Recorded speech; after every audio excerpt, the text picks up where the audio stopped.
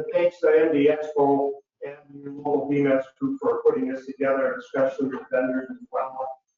As I hope you're finding out now, and you may come to believe more and more of these things that you come to. These things can be some of the best psychological and professional PM you can give yourself. You know, not only for the content, but I think there's just something almost therapeutic about getting like-minded souls like you guys together, sharing horror stories, but then also getting essentially renewed, recharged, and kind of almost revalidated on the importance of the work that you guys do in the trenches. So these things just have a lot of value in that regard. And anyway, the nature of this topic, I spent the first 22 years or so of my career doing what you're doing with healthcare. And I started to find out really kind of early on that the more I started to understand about the body and how it works, the more I understood and appreciated the technology that we're working on, helped my troubleshooting skills, but more importantly, it really seemed to help my ability just to understand and communicate with clinicians, docs, and nurses, because we start speaking and understanding their language a little bit better. Because they're still not going to learn ours. We never can. We can't expect them to. But the more we learn about theirs, the better we can get. So after that, I had a number of graduate level classes, including the physiology class with med students, a number of other grad classes, and I've been teaching this stuff at our university to our nursing program, our biomedical engineers for a long time. While I love the technology and our equipment, this human body stuff is some of the most fascinating stuff out there. It just continues to blow your brains out the way it's so fast. So some of this stuff we'll be going through, you might already have a reasonably good understanding of it. Some of it may have kind of evaporated on you somewhere along the way. And then some of it might be actually new. So hopefully the combination of this stuff will kind of reinforce where we're going here. I have my email again on there at the end also, that if you want a copy of these slides later on, you're more happy to send them to you. I'll post it on the website as well. But the fundamental reason why we're doing this is that in our environments, your hospitals, nowhere else in the world do we take patients and quite literally, not figuratively, but literally make them one with the machines. No place else do we make direct electrical connections to people's bodies for ECG, EEG, EMG signals, fluid-filled tubes and arteries and veins for pressures, bore holes in the skull for monitoring intracranial pressures, endotrache tubes, pneumatically connect ventilators. For guys not going anywhere soon, so we've probably got a fully cathetered in there to drain urine out. Fundamentally, every orifice we got, we can stick something in there. If we run out of holes, we'll just cut the open and stick more stuff in there, just because we can. But it's this complexity that adds tremendously to the risks and hazards that Rob was talking about last session, and just makes your job very, very difficult. It's not just the technology, but it's these human beings that are complicating everything that we're trying to do. So if you've ever had your physiology somewhere along the way, if you've taken a formal class, most of the textbooks, most of the classes are taught physiology by system by system by system level. We've got like 10 or 11 organ systems. So the books are organized by, urinary system, reproduction, digestion, circulatory, nervous, musculoskeletal. Kind of like we teach our block diagrams in the way we learn how systems work. The primary difference between our technology, power supply, and the body, many of these organ systems interact with other organ systems. So we got a lot of complexity going on. Unlike in our power supplies, the behavior of the silicon rectifier diode doesn't affect what capacitor works, and vice versa. Nervous systems in our bodies can influence a whole host of mechanisms throughout the body. And as a result of that, we have a whole host of about 10 or 11 medical subspecialties. Cardiologists for our systems, dermatologists for skin, pulmonologists, respiratory, and just dealing with those specific specialty areas. Some of these slides I'll be going through much faster and slower than others, depending on kind of where we're at here. But the fundamental functions, and again, some of this stuff you kind of got an idea of already. To some extent of transporting oxygen and carbon dioxide to the tissues, but it also circulatory system, and primarily in our plasma, the clearest portion of our blood, about 55% of our blood, is plasma. We got the nutrients and waste in the same tube. It's kind of gross, but it's like carrying your garbage and your groceries in the same bag. That's kind of what the body kind of does. We have all of this stuff, good stuff, and garbage floating around through our body the same way. hormones, circulating hormones throughout the body, and heat. We often don't think about the circulatory system being a heat conduction transport system, but it really is. One of the reasons frostbite can be damaging under extreme cold conditions, your body is just saying, "Oh, you don't need those fingers, you don't need those toes, you don't need that ear, you nose, it's shutting off blood flow to preserve itself. It's diverting blood to the core, especially to hell with the rest of your body, it's just so it But and also there's a transport system for our immune system. We've got 5 different kinds of white cells, antibodies circulating along with the blood and the plasma to protect us from diseases, viruses. Okay.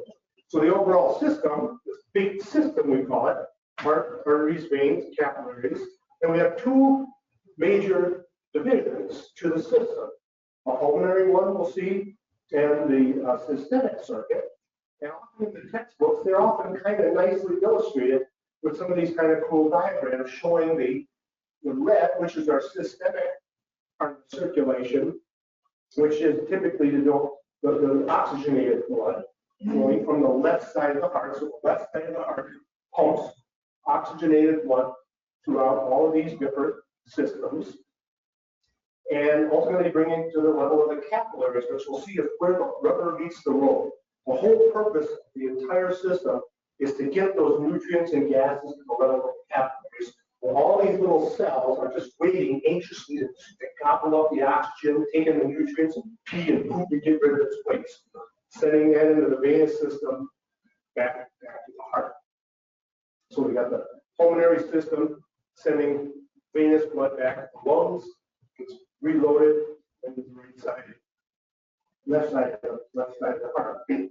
What's also wild about the vasculature, arteries, we've got 5 different kinds of vessels here. Arteries, smaller arteries called arterioles, the teeniest of which are capillaries. When they get larger again, venules, the veins, is that they're not just passive pieces of tubing, and you kind of think of them. If you see the smooth muscle there, the arteries, arterioles, primarily are lined with smooth muscle. Contractile tissue that we'll see in a bit can behave almost like like hose clamps. The body has 3 exquisite mechanisms for controlling the diameter of these vessels by contracting or relaxing smooth muscle. See. So this stuff starts out at the aorta from the left side, branches down through these vessels, ultimately getting veins back to the right side of the heart. The other wild thing to think about is these capillaries here. No smooth muscle, not very elastic, but look how small they are. They're just slightly larger than a red blood cell, the size of the diameter of a red cell. We've got close to estimates like 60,000 miles of capillaries. I can't even get my head around that. It's like, where's Pluto? How can you, we got billions of capillaries, tens of thousands of miles of capillaries. We'll see the behavior and significance of that in a bit. But what happens is that the system, the blood leaves the aorta, relatively large diameter vessel, gets smaller and smaller and smaller and smaller until it gets to the level of the capillaries. And what happens is this velocity on the top there. So blood's coming out of the heart really fast, fairly fast. By the time it gets to the capillaries, where all of the work has to happen, slows down dramatically. It's kind of like all of this stuff is in a freight train hauling ass through the countryside, and it gets into town, it's going to slow down. Because this is where the gases have to be offloaded, carbon dioxide, nutrients. So the body is giving time for that to happen here. And then similarly, why it does that is because the area, the combined area of all of that capillaries is relatively large. Okay. Some of these vessels and things, there's a lot of minutia, a lot of detail that for most of what we do, we don't have to tend to worry about that. But this is just the major branches of the aorta coming out of the left ventricle, this big arch here, and it branches off into the carotids. The key thing to note, though, is in those carotid arteries, we actually have specialized receptors called baroreceptors. The pressure-sensitive cells, like pressure transducers, mounted in those vessels that monitor pressure at that point. So you start the blood pressure starts to go too high, these little receptors in those carotid areas in the arch of the aorta start sending commands to the brain saying, hey, chill the hell out, you're going to blow my head off. So it'll cause the brain to chill out a little bit. And then conversely, when the blood pressure starts to go too low, those baroreceptors will tell the brain, hey, you better give me some blood, run on a lot of pressure. On the pulmonary side, we got left and right lung, obviously, and right lung is slightly larger. We have 3 lobes on the right lung and only 2 on the left to give a little space for the heart of the cardiac notch. You can see a little bit more on that coming through. But the thing is, after the blood leaves the right heart, pulmonary artery going off the 2 lungs, that pulmonary artery starts to get smaller and smaller and smaller and smaller, becoming pulmonary capillaries. And those pulmonary capillaries, like it's kind of illustrated there, surround themselves in these little air sacs called alveoli. So these are like little hollow air balloons, if you will, in the lung. And just totally enmeshed around those alveoli are these little capillaries. And this is where the gas exchange occurs. Some estimates, we've got 70 to 80 square meters of surface area there. It's like 700 to 1,000 square feet of surface area between the air and the blood. These distances here, you can see how small they are, 1 micrometer, very, very, very, very, very thin. So we have higher concentrations of oxygen in the alveoli than we do in the blood, so oxygen just flows down a gradient, concentration. And similarly, we have more CO2 in the blood than we do in the alveoli, so just we have a concentration gradient. So we get rid of CO2. This is one of the reasons we got so much redundancy. So you can have all kinds of lung disease, COPD, emphysema. You need to take out one whole lung because we've got so much surface area, so much redundancy. We've got a lot of these little different kind of schematics that I'd like to use to kind of give us a picture. When you hear these terms, they all kind of cool. If you hear somebody talking about an AV valve, a mitral valve, tricuspid valve, if you can kind of quickly get a picture in your head of what that is, that's when you can kind of increase the dialogue with your clinician customers out there. But it just kind of shows how the blood flows around here in this clockwise manner from the left heart, left atria, through a valve, mitral valve, bicuspid valve, the same thing, through the ventricle, through an aortic valve, throughout all of these arteries and the tissues, vein goes back to 2 big veins. We got a great big inferior vena cava, it's called, superior vena cava, and a big Y connector into the right atria, then off to the lungs to reoxygenate. The process just continues. So we have there's also 4 chambers in the heart, 2 in the upper part of the heart, which is called the base. It's kind of the opposite of what we tend to think of. The top part of the heart we refer to as the base. The bottom is the apex. But on the top part of the heart, we have 2 atria, right and the left. And again, the right atria receives all this venous blood from the upper and lower extremities. Left atria receives oxygenated blood from the lung. And then 2 right and the left ventricles. You often see that in these textbooks, the left side is much more muscular than the right because it has to do more work. The pressures on the left part are higher than they need to be on the right. Because the right part basically only has to pump blood into the lungs. So if you've got healthy lungs, the blood pressure can be dramatically lower than it has to be on the left side. So you'll often see diagrams showing them. I didn't mention in the other illustration showing the blue and the red blood. Venous blood isn't really blue, but it is perceptibly different in color. You can actually see a difference in color between oxygenated blood and venous blood. It looks a little different, a little duller red. Patients that are exposed to carbon monoxide the carbon monoxide has an affinity for hemoglobin like 200 to 300 times oxygen. So if you're exposed to carbon monoxide, your blood arterial level really, really bright red, thinking that you're kind of well oxygenated with the tank. We've got 4 valves in the heart, 2 separating the atria and the ventricle. They're called AV valves. On the right, it's a tricuspid. On the left, mitral or bicuspid. These are one-way valves. They're check valves, just like you have in your sump pump. They're also analogous to a diode. They prevent flow only in one direction when they work. But you can have a competent valve, prolapse valve, regurgitation, things can go haywire. But we have, fortunately, artificial valves that we can replace if needed. And then we also have 2 what we call semilunar valves, one on the right side that controls blood from the left ventricle to the pulmonary artery, and one on the left, the aortic valve, that controls blood from the left ventricle to the aorta.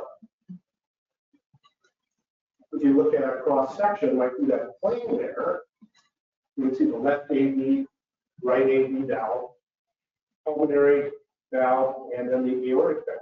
And the key thing, if you can focus on right now, you see these little openings here? I mean, this is on the outflow side of the aortic valve. That's the inlets to the left and the right coronary arteries. These are the little openings that the cardiologist, when they're doing an angiogram cath, they have to fish this catheter up and do fluoroscopy. They got to take that catheter, you got to wiggle that catheter from that little. So it's a real tricky thing, but the significance of that is important. We'll see it in a bit. So just keep that in mind on the outflow side of the aortic valve, or the inlets to the coronary arteries. That becomes a useful concept. Another thing to kind of think about is if you think of the heart as a, basically in this case, a flow, constant flow pump, not a constant, but it's a variable flow pump. The normal cardiac output, which is flow in liters per minute, it's about 4 to 6 liters per minute, about a gallon and a half of blood every minute, just under resting conditions. All of that blood, depending on the metabolic needs of the body, is going to get proportioned off depending on what the tissues need. So just at rest now, you see maybe 14% of that blood goes to the brain, 20% typically is going to the kidneys, 5% to our skin, and it's all automatically adjusted depending on what is going on. If you start to run up and down the stairs, muscles are going to need a lot more blood. The body's going to automatically convert blood to where it's needed the most. You heard of fight or flight syndrome, maybe? It's a sympathetic nervous response the body does automatically. That if you got some threat coming at you, some big ass gorilla or something, your body will automatically activate that sympathetic nervous system. Divert blood to your muscles so you can run, bronchoconstriction, so you can breathe, all automatic kinds of stuff. Adjusting those flows. The key thing in how those flows are adjusted, so this is just another schematic showing the blood being pumped out of the left heart through the arterial system, through these capillaries. But at the level of these arterioles, these are small little arteries now, little smooth muscle around it, there's a little hose clamp. So depending on how the body's needs, it can pinch, constrict, or relax those clamps. And the blood flow then will be diverted according to the tissue's needs. Because again, the goal is getting that blood to the level of the capillaries where the cells are eagerly waiting for oxygen, nutrients, but also getting rid of its waste, CO2 as well as metabolic waste type.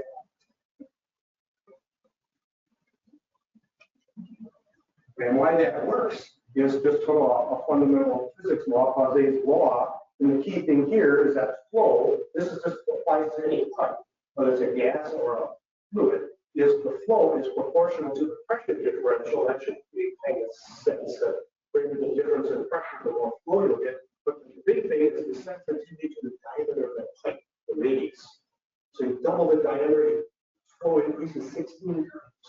Like if you ever tried to McDonald's milkshake, little straw, you're sucking your guts up. If you got a much larger straw, it would be relatively easy to get that milkshake because of that incredibly sensitive relationship. So it doesn't take much at all for the body to constrict or relax those vessels. And again, by doing that, reverse flow to where it needs. And the mechanisms can be neural, so the brain nervous system can control that diameter. Hormones can control that diameter, drugs, and even locally, local conditions around the vessel tissue can control that. So if the tissues are somehow becoming hypoxic or needing more oxygen, that's a local condition, that will allow those clamps to relax, bringing more blood flow. All kinds of things are just looking a long way. Remember all your electrical fundamentals? Kind of, sort of, maybe. Electrically, it's kind of loosely analogous to just having a parallel resistive network, variable resistors, depending on metabolic need. We've got the heart, a current source there, again, 4 to 6 liters a minute, and we see a capacitor there. And that capacitor is quite literally a hydraulic capacitor created by the elastic nature of the arteries, specifically the aorta. In some of those diagrams, fortunately, the aorta bulging. And a normal, healthy person, relatively younger, it's like a big balloon. It stretches and stores energy. And in an analogous kind of way, it serves like a filter capacitor.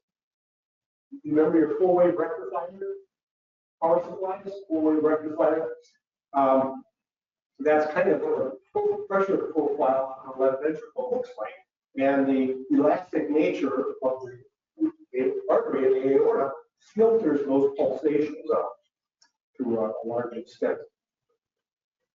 This is actual photomicrograph showing these little red cells lining up almost quite literally single file through capillary. And again, going relatively slow, so the oxygen and nutrients are being offloaded, waste from the cells are getting pushed back into the capillaries, and things continue to move on. It's really an incredibly tortuous path for these red cells. That's why our red cells only live for a few months, 120 days or so before they get all smashed up, and then they got to send them to the spleen to get kind of recycled. But it's because they have to squeeze their way through all of these capillaries. It's also one of the reasons our blood cells got discoid shape to them, because we got more surface area, but also makes them more compliant, so they can squeeze through these openings a bit easier. The primary way in which we get the blood back now to the right heart, you got blood in your feet. How do you get it back to your heart? We don't have any pumps along the way, but the body uses primarily just passive assist mechanisms to get that blood back. A lot of our large veins are going through muscles and our calves are quads. And as those muscles contract, it kind of pumps and milks the blood back to the heart. And many of these large veins have little valves actually built in, little flaps that prevent the blood from flowing back normally. What happens if these valves become incompetent or they prolapse or break down, then the blood doesn't keep going forward. And if this occurs on superficial veins, this is what manifests as varicose veins, little veins. And if you're even more unfortunate, this is what also causes hemorrhoids. So this is why you don't want to sit on the phone for 2 hours, read the newspaper, create all kinds of intra-abdominal pressure. You blow those little valves out. And that's what ultimately can give you internal external hemorrhoids. Typical medical professionals, we can talk about body functions and stuff. But anyway, one of the other things you'll see, anatomically, that the heart is kind of sitting in the chest like this on a bit of an angle, protected by the ribs, sternum and the ribs for mechanical protection, but there's a little bit of an angle there, and that angle, we'll see ultimately, is the basis by which and for which we put our ECG electrodes, and also where we put our defibrillator pads.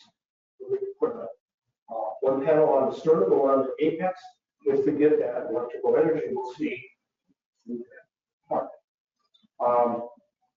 Commotional cords up here. Wasn't there a football guy in the last couple of months? He got smacked when the cardiac arrest. And that can happen if you get a real blow to the sternum.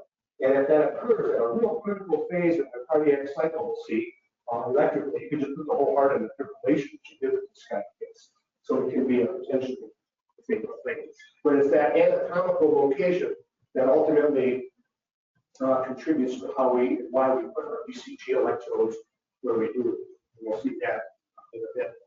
All of this extra minutia we don't have to kind of worry about. Just the main takeaway maybe might be you'll sometimes in these illustrations see this little yellow fatty stuff around the heart. That's actually a normal condition. It's not a thing. In fact, there is a layer of fat around our heart. That's there for mechanical protection in the heart, but also provides some thermal insulation as well. We'll also see a little later on these coronary artery vessels are on relatively on the surface, and this is what allows the docs to do coronary artery bypass procedures so they can get out of these vessels kind of relatively easy. And the other thing you'll see with the heart, it's surrounded by a very fibrous fluid-filled sac called the pericardium. And like the heart, it's in like a fluid-filled banking in a sense. There's maybe 5 to 30 mL of fluid, no watery serous fluid.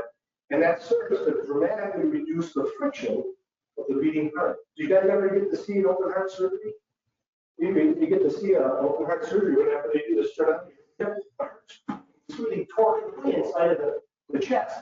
And by having that fluid-filled sac, the pericardium, it dramatically reduces the friction and the work that the heart has to pump. And also, because it's a fibrous sac, it prevents the heart from expanding control as well. I guess, 5 to 30 mL of fluid normally.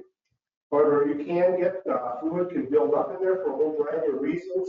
You can fill with fluid, it can fill with blood, you can get pus, and anything that starts to really fill that sac up is going to dramatically affect the heart's pump, and that can create a whole lot of extra strain on the work, and that's what cardiac tendonitis can screw up the ECG and all the things.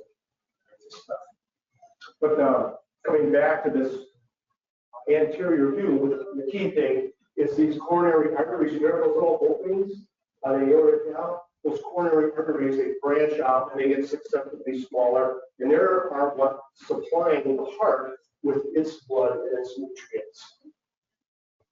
But again, the superficial nature allows us to get catheters in there, and also allows, depending on where blockages are, to do bypass surgery if we need to. Left and the right coronary, that's the main thing. Just remember, you got 2 of them. They branch out, feeding the whole heart with blood. And if one of those vessels or some of their little branches gets obstructed, that's what creates our heart attack. So myocardial infarcts. And if that's allowed to persist for long periods of time, we're actually going to destroy heart muscle. It's going to become chronic scar tissue, and scar tissue doesn't contract. So it effectively becomes a patch of useless heart muscle. It's still going to be there, but it's going to be scar tissue, and it's not going to contribute to the contraction of the heart. One of these other additional wildly exquisite things about the body, months, years in advance, if the body starts to sense an occlusion in one of these branches of a coronary artery, it's starting to think, hey, I might be headed for a big one. So what it's going to start to do, it's going to start to create new blood vessels. Well, angiogenesis, it's going to start to create little collateral vessels surrounding the area of the clot in anticipation for the big one. So if you do get a major heart attack, you'll hopefully you might have a whole bunch of little extra blood vessels that will help minimize the damage caused by the major clot. An incredibly adaptive anticipatory response that the body can do. You all heard about stents. Anybody got stents in here? Good. But if you should have a blockage, depending on what it is, we can stick a blue catheter, tip catheter, into those coronaries under fluoroscopy again, using contrast injectors that Steve talked about in his presentation. We can visualize that. We get to the area of the clot, and we can inflate the balloon, which then expands the stent, opening up the vessel. Before the stents came along, it was like maybe mid-late 80s or so, they were just using balloons. So they find the clot, they introduce the luminaires, pull the balloon up, and you restore blood flow, but then within a couple of months, you get restenosis that just shrink back. So they came up with these stents, and they work great. Many of them, later, once they have a drug coated on the stents, they're called drug-eluting stents, at least a kind of a drug like an immunosuppressant to prevent inflammatory responses. And what they found out many years later, the drugs did a great job at preventing inflammation, but it also inhibited angiogenesis. So we're trying to use the drugs to help the heart, but it inhibited the very thing that the body was naturally doing, trying to create these collateral circulations. Okay. Valves, these four valves in the heart, we'll see, they open and close all by changes in pressure that occur during the cardiac cycle. So depending on when these chambers, the pressure in these chambers, depending on their magnitudes, will either open or close these valves that we'll see. So normally what we see here on the left and the right, most of the blood, actually like 75% of the blood going into the ventricles just passively flows from the atria into the ventricles. Because the pressure in the atria is greater than that of the ventricles. So we got a pressure differential, blood flows down a gradient, passively flows into the ventricles. Okay? When the pressures in the ventricles exceeds the pressure in the atria, AV valves close. Just like forward and reverse biasing a diode. If you got 0.7 or so volts across the diode, forward bias conducts less than that. So when the valves open, the pressure now, the next is when the pressure in the ventricles exceeds the pressure in the aorta on the left, pulmonary artery on the right, and we get ultimately ejection through the ventricles. Looks kind of busy, but this is a very revealing relationship of what happens. This is just looking at the left ventricle now. This is pressure in the left ventricle and volume. Okay. We got volume on the X, pressure on the Y, and this is a pressure volume loop, as we call it. And these arrows follow that loop counterclockwise, and one cycle, if you had a heart rate, let's say 60 beats per minute, that's 1 beat per second. It would take 1 second to go around this loop. So it starts out here right approximately, but you'll see maybe 50 mLs of blood already in the ventricles. When the ventricle contracts, it doesn't empty itself totally. There's always blood left over in the heart after it ejects. So it starts off maybe 50 mLs, mitral valve opens, you start to fill the ventricles. Fill. So the valve closes, and now the heart is going to get electrically stimulated, which we'll see in a bit, which causes it to contract. So you see this massive increase in pressure. Isovolumetric contraction is called. No change in volume. The heart's being squeezed at this point. Pressure, until the pressure now in the ventricle exceeds the pressure in the aorta. That blows open the aortic valve and ejection. Equal amount of blood going to the body, equal amount of blood going to the lungs. When the pressure in the aorta exceeds the pressure in the ventricles, that's when the aortic valve slams shut. And now we get a relaxation. And the whole process just continues to start over again. What happens in, actually one measure of how healthy your heart is this thing called an ejection fraction, which is the ratio of this stroke volume. This is what's ejected in 1 beat divided by this end diastolic volume, 20.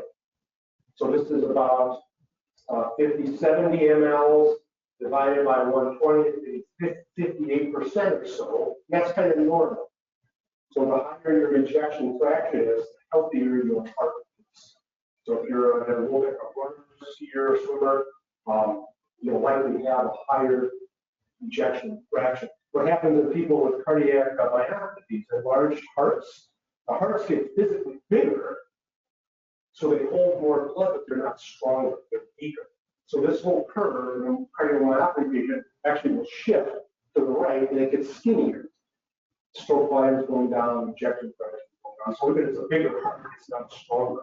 It's actually just the opposite. It's weaker. In the cath lab, we can get some estimates of these volumes from these two plots of just the area. And the other key thing with the same plot, we've got two primary phases associated with this cycle. One phase is called systole. This is the working active phase of the heart. First, contracting, ejecting blood, using nutrients. This is working in this phase. And the relaxation phase is called diastole.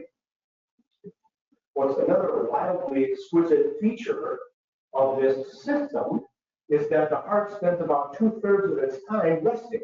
We're in diastole. They're only working a third. So it's like you're working 8 hours a day and then you rest for 16. That's not a bad deal, you know, if you've got a blood flow. The other thing that happens is that during the working phase, unlike the rest of the body getting blood, the heart's not getting perfused and getting its blood during that. So it's just the opposite. When the heart is sending blood to the body, it's being deprived of its blood. The only time the heart gets its blood is during diastole. And the fact that it spends 2/3 of its time in diastole means 2/3 of the time the heart is getting its blood.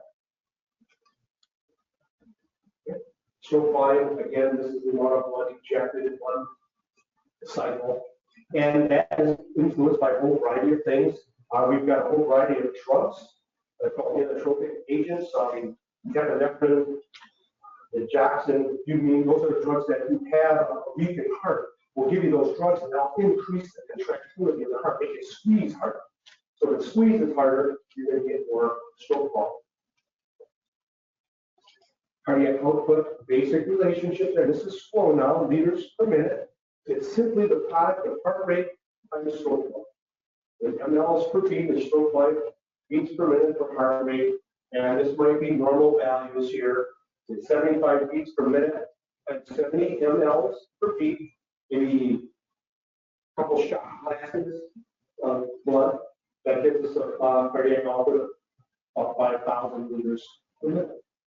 If you're an athlete and aerobically fit, what happens is that because your heart is so much stronger, your stroke volume will go up. And as a result, your resting heart rate will come down because it just doesn't need to beat as fast to deliver the same amount of flow.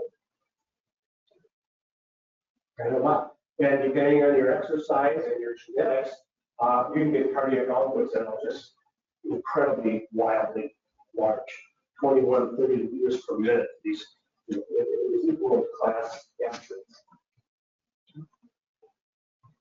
We can measure cardiac output. If you ever see that, we've got special cardiac output catheters. Sorry. Yeah. And what we actually use is a thermal dilution technique, it's called, and we use either moon saline, cold saline, and we can actually do a size of the catheter formula. We can basically estimate cardiac output blood flow on these catheters. Preload. This is just a matter of how much blood is basically filling the heart. The more blood we can put into the heart, the more blood we can get out. And this also applies to this law is that there's a certain amount of stretch that is optimal to get the most blood out. In other words, the heart is its strongest when it's optimally stretched. Just like our biceps, it's right around 90 degrees of elbow flexion. You can hold the most weight. You need a little bit of tension, a little bit of stress. And our bicep is the strongest at that point. It's weaker, you're fully flexed, fully extended, it's not as strong. But right at an optimal amount of stretch, that's when the heart is also strongest. Afterload is essentially the resistance that the heart has to pump into. So anything that we can do to reduce afterload makes it easier for the heart to eject. And it's kind of loosely analogous to like opening the door here. The very instant you're pushing on the door, if someone on the other side opened it, pulled it, that's going to make it easier for you to open the door. So the person pulling the door while you're pushing is reducing afterload, making it easier. And you guys work on balloon pumps in your place? Intra-aortic balloon pumps? Even the perfusionists might handle these things. But these are incredibly wildly effective assist device, ventricular assist device. And sometimes after coronary bypass surgery, can't get the patient off the bypass, the heart is really weak. You can put them on a balloon pump and dramatically help the heart recover. And if you've ever seen these things, these balloons are about the size of a hot dog or a balloon that we fill with helium, very low mass gas that we can inflate and deflate very quickly. And we insert that, walk it up a femoral artery into the aorta, descending aorta, and we time the inflation and deflation of the balloon precisely so that right after the heart ejects, right after systole, we'll rapidly inflate the balloon. And if you can appreciate that area of the heart circuit, when we do that, we're going to increase the pressure, the diastolic pressure at that part of the aorta. That's going to increase blood flow into the heart, which is precisely what it needs to heal. Right before the heart goes into systole or ejects at the next beat, we're going to rapidly deflate the balloon right before the heart is going to eject. When we deflate the balloon, it's like someone pulling on the door the very instant you're trying to. So if you're a sick, weak heart, getting that kind of extra help is tremendously helpful. So just a few hours on these pumps will just prevent a patient, but they're tricky as hell to keep them synchronized and timing. You clearly wouldn't want the balloon to inflate the heart and reject. That could be freaking disastrous as hell. But anyway, this whole thing with cardiac muscle, unique type of muscle, it's really funky muscle. It's similar to our skeletal muscle in some respects, but it's all kind of interconnected together. Mechanically, it's connected together in those discs, and fluidically, it's connected with these gap junctions. So you can think of the cardiac muscle as like one big ass muscle, instead of a bunch of little fibers. The nature of how it's connected, when part of the muscle contracts, the whole muscle kind of contracts with it. A couple of key features with this conduction system. Two wild things about it, what we call is biogenic. So the heartbeat originates within itself. You can take a heart out of a turtle or rabbit, and if you nourish it, you just sit there and it'll be all by itself. The brain doesn't have to tell the heart what to do. The brain can influence how fast the heart or slow it beats, but it doesn't cause it to generate its own heartbeat. It does it automatically, and there's a number of pathways that these heart action potentials that call will travel throughout the heart. So the heart is automatically generating these pulses called action potentials. They're physical voltage that range from maybe about minus 60 millivolts up to maybe 10, 20 millivolts, a pulse, an electrical, measurable electrical pulse. And that pulse is automatically generated, just like a relaxation oscillator, an electrical circuit. And it's normally oscillating at about 90 beats a minute or so. And it's the influence of our nervous system that will actually bring this down to a more typical 70 beats a minute for resting rate. So that's where it starts out, in the sinus node, sinus atrial node, that's a little generator. And then action potential, we're going to see, spreads out to the atria, ultimately down to the apex of the heart, stimulating contracting tissue all along the way. Very specific pathway. It's just like you go to work at a school every day, you take the same stinking route. Every stinking day, you go the same way. Unless somebody busts up the street, you got to take a detour. Now we start to get electrical arrhythmias and abnormal conduction patterns. They break your street up. This is the normal pathway for the signals. You get set by the SA node, and we've got some abnormal conduction called arrhythmias that we'll see. So when it leaves the SA node, it's traveling relatively fast to the atria. But it's doing this in 3 dimensions now, in time. Stimulates the atria to contract relatively fast. And then to the AV node, it dramatically slows down at that point. So it's like you've got this little pulse on 6 lanes of freeway, hauling ass. You get to the AV node, it dramatically slows down. The heart does that intentionally to let the ventricles fill up with blood. So the ventricles are filling up with blood, the action potential is slowed down. Once the ventricles are all loaded with blood, it speeds up again through the bundle of the Purkinje fibers and starts to then stimulate the cardiac muscle. Another just wild to hell thing. As this action potential gets down to the bottom, if you think about it, one of the best ways to get water out of it is not just to go squeeze it, but if you twisted it while you're squeezing it, you're going to get more water. That's exactly what the heart does. When this action potential gets down here, it starts to spiral from the bottom, the apex upward. So it's twisting, the heart is actually twisting while it's squeezing. Incredibly efficient way to get the most blood out of the heart. So you can see kind of these pathways. So this action potential is spreading in time and in space. When you threw a pebble in a pond, you get these ripples, right? It's going to move in time as well as in space. And ultimately, this is where we get our ECG from. That single action potential up there, single traveling in time and space throughout the body, it bangs into the chest, head down the waves on the shore, and the combination of that one pulse in time and space produces this characteristic ECG that we are now able to measure on the surface of our skin. So we put electrodes on the skin, that potential doesn't stop because again, our heart's in a big bay that conducts this saline called fragmental work.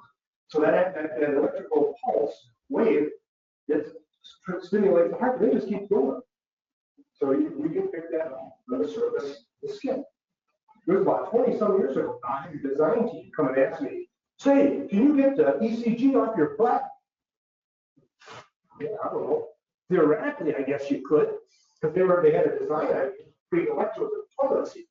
So you just sit on the floor and you can measure your heart rate. Now, you should be able to, so I took one of our machines that went in my office, put it on my chest, and the V2 was off my chest. This is not my butt.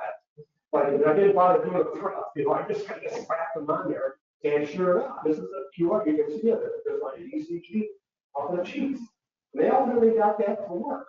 And they were ultimately going to direct it toward the home health market, where you got elderly that are massively afraid of putting wires on their body. You just sit down and it'll automatically capture an ECG.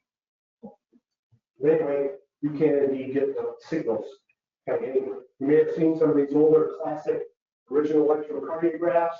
The electrodes were basically saline buckets. You stick your leg in rhythms in these saline buckets, and those were the electrodes. And we still use those designations today.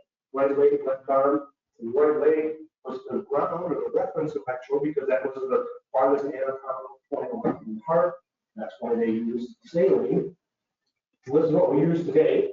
Silver chloride. This is the de facto standard for bioelectric signal measurements. And they have a conductive gel in there. That clear jelly is a conductive gel, sticky. And then the silver chloride coating. This is where the real action occurs. And then typically a hypoallergenic type of tape. Some people they get a little itchy. You know, after you put the tape on, it just means you're having a little reaction to the tape. You got different kinds of tape for, you know, neonates, real gentle, versus gorilla tape, glue tape for stress testing and stuff like that. But these are wild devices. In fact, they are transducers. We may not have ever thought about it because these simple, benign little electrodes that the nurses call patches are actually electrochemical transducers. They convert ion flow to electrons. Because we cannot send chloride, sodium, potassium ion complex.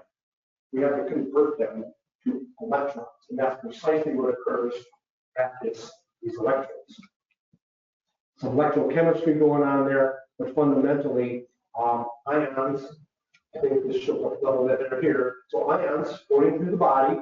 Actually, the gel is a coupler, a fluidic coupler, if you will, from the body to the electrode itself. And it's right at the gel-electrode interface where that transition occurs, ions to electrons. And this is why there's resistances and things all in this pathway. I stopped many years ago trying to get period. I mean, it would help, but then a lot of the time they don't have the time. Well, if you've got some hairy gorilla guy, he slaps an electrode on 2 inches of hair. Yeah, it's going to be bad. They're going to call you guys up. what's wrong with this machine? Well, Absolutely not. so I don't, but that's fundamentally the only way it will work is you've got to have a good clean, one of these pads. A good prep not only helps the impedances, but it degreases the skin, helps the tape stick better. You just get a better signal for a longer period of time. Even though preps will get off a good signal, it may not last. So electrically at the top, this is what these electrodes look like. They actually have a little battery built into the electrode. When you have a metal and an electrolyte together, it creates what's called a half cell. And it's literally a voltage in series with the patient's body and electrical current.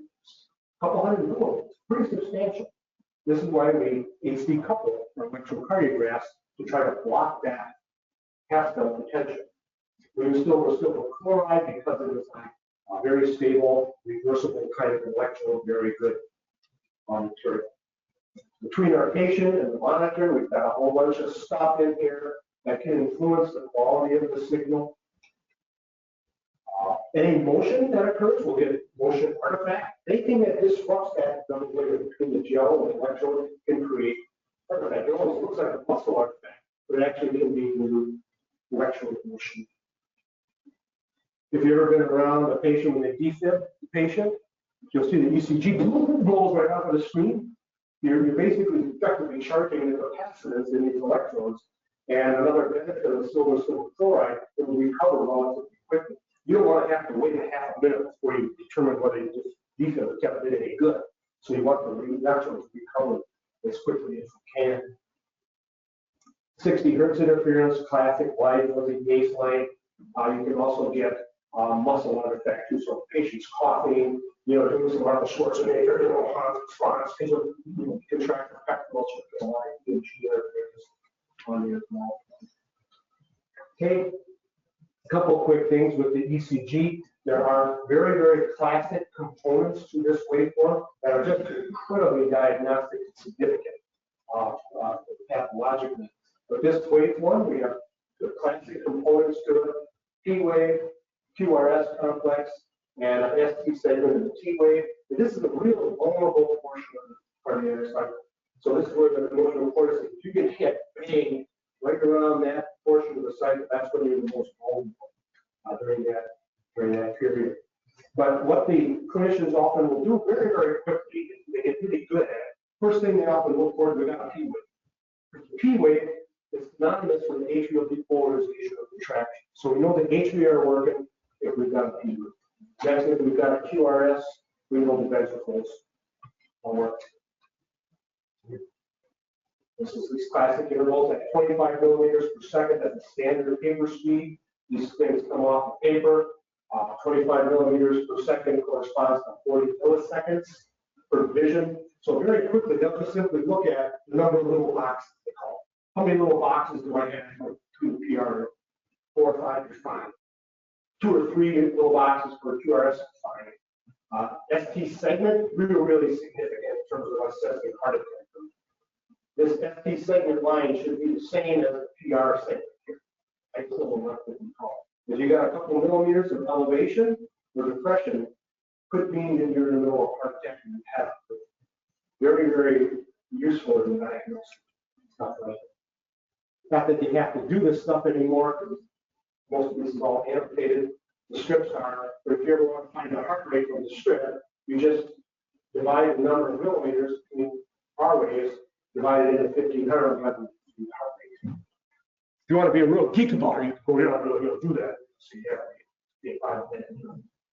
so that's what they used to use the rulers to calculate. Yeah, I'm going to maybe have trouble making this here. But anyway, fundamentally, the heart being on that angle here is what we have. It's called the dipole.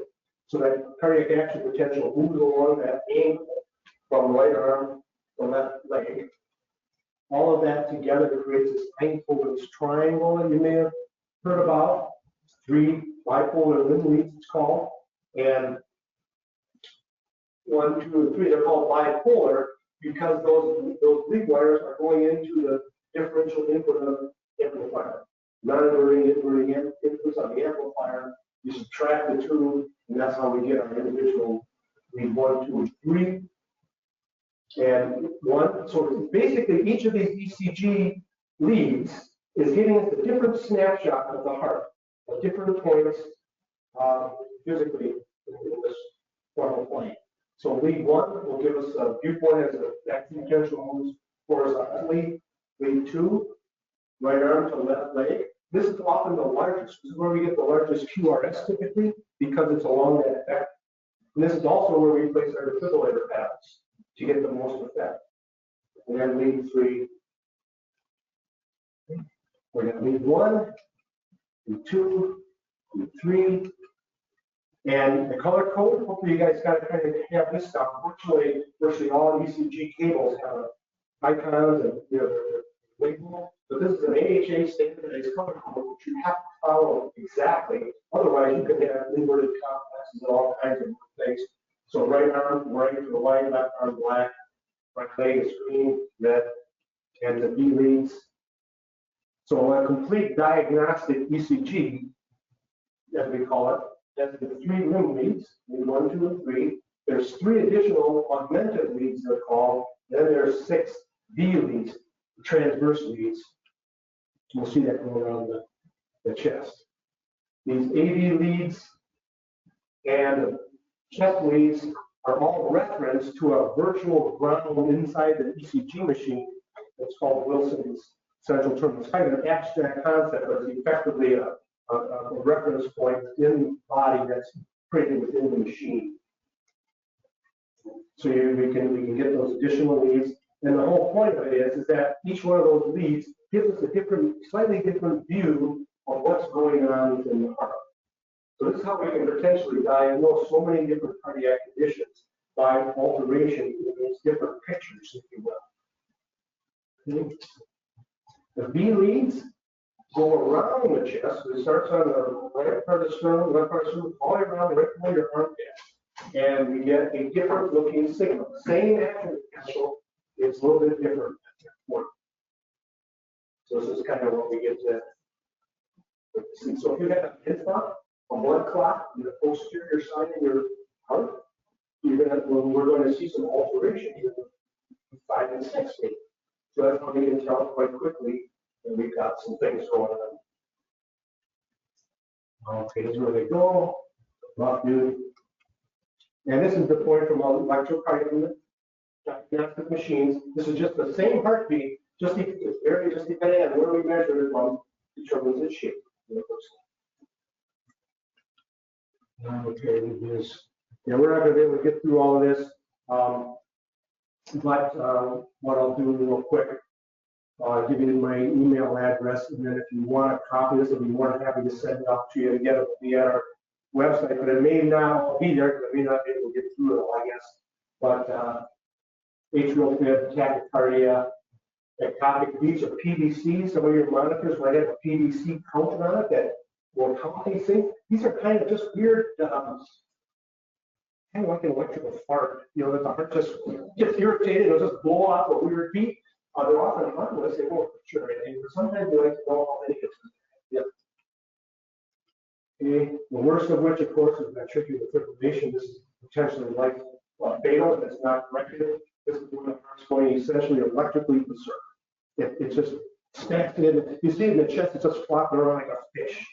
No heart, no blood pressure, no cardiac output. We don't get you out of here, you die.